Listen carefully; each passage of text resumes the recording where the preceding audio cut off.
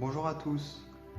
Aujourd'hui, je vous retrouve pour une nouvelle review. Il s'agit du Robin Hood Tarot. Donc, c'est un jeu qui est sorti en 1991 en anglais, puisqu'il est sorti au Canada et aux États-Unis. Je crois qu'il n'a jamais été édité en français. Et donc, il a été créé par Robin Hood, comme son nom l'indique. Donc, c'est un jeu qui est basé sur le style païen, Wicca, magie. On retrouve un petit peu des références celtiques également. Donc pour tous les gens qui s'intéressent à ce type de pratique, vous allez vite voir que le jeu est vraiment très sympa et plutôt bien fait.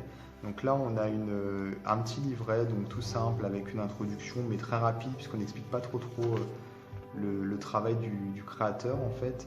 Mais bon, c'est pas très important de toute façon. On a toutes les significations des arcanes majeures, avec la signification des cartes droites et renversées. Ensuite, on a les mineurs. Et on a à la fin des méthodes de tirage. Donc c'est un livret vraiment classique, comme on peut en trouver dans la plupart des jeux.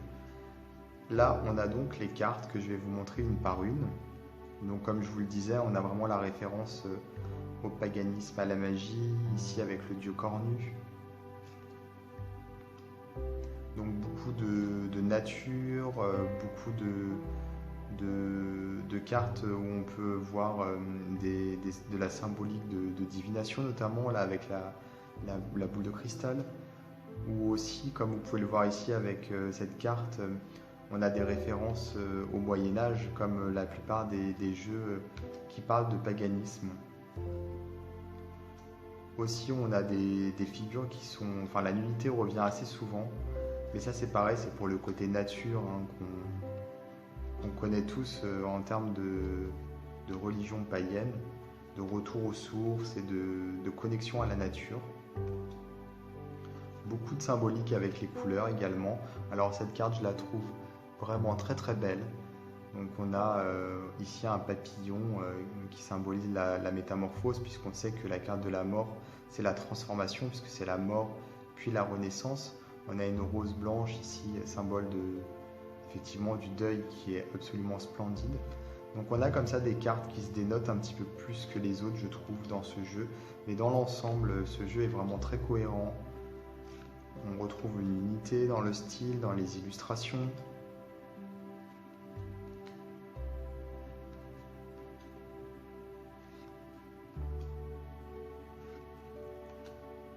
Donc il est dans dans la lignée des Rider-Waite. Donc là on a des mineurs qui sont illustrés, hein.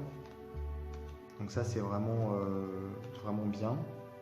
Ça aide aussi lorsque on tire les cartes et qu'on utilise les mineurs, puisqu'avec des illustrations c'est plus facile d'avoir accès à son intuition et à son troisième œil.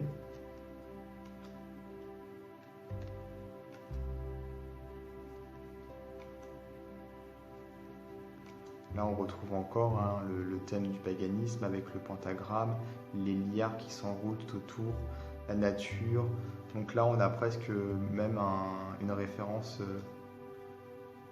à la culture celte, je trouve, avec ce pentagramme, ce pentacle, qui est vraiment représentatif.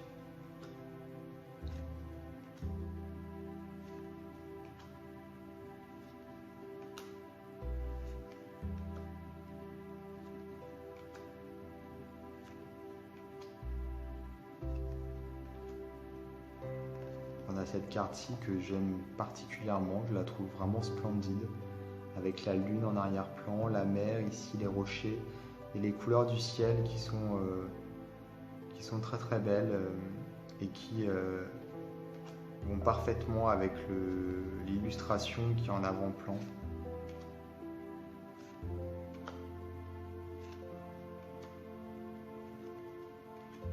Donc peut-être que ce jeu, comme ce qui a été mon cas, il vous est passé complètement à côté, parce que moi je ne le connaissais pas. Et vous pouvez vous le procurer vraiment facilement. Il est disponible sur la plupart des plateformes d'achat pour un prix en plus qui est tout à fait raisonnable. Donc comme je le disais, en français, je ne pense pas qu'il existe.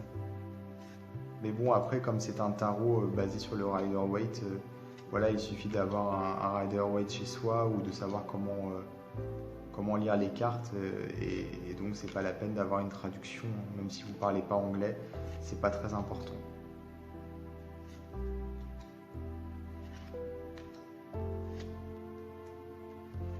Une carte blanche. Donc, cette carte peut servir pour remplacer une carte finalement qui aurait pu être perdue. Donc là, on a vraiment un dos qui ressemble effectivement à des symboles un petit peu celtiques. En termes de qualité, elles sont épaisses, hein. Comme la plupart des jeux anciens, on a une bonne qualité. Voilà. J'espère que vous avez apprécié cette vidéo et que vous avez fait une chouette découverte. En attendant, je vous invite à suivre ma chaîne YouTube, comme je le fais à chaque fois à la fin de mes vidéos. Vous pouvez même activer les notifications, comme ça vous serez prévenu des prochaines vidéos que je mettrai en ligne. Je vous dis à très bientôt et je vous embrasse tous.